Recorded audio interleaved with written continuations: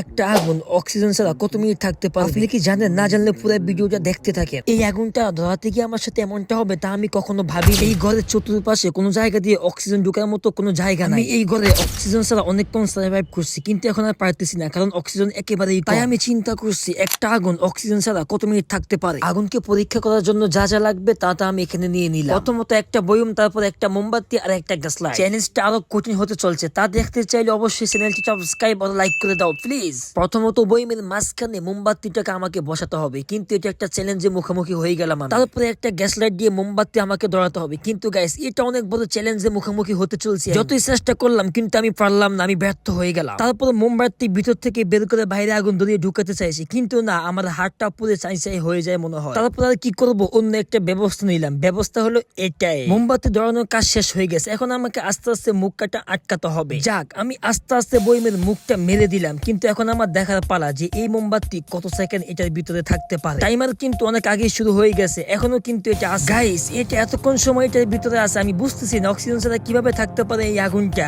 ও মাই god guys, এটা blast হয়ে গেল এখনই, কিন্তু এটা আমার হাতে ব্লাস্ট হলো গাইস। আর গাইস দেখো এটা কিভাবে ছিটকে গেল।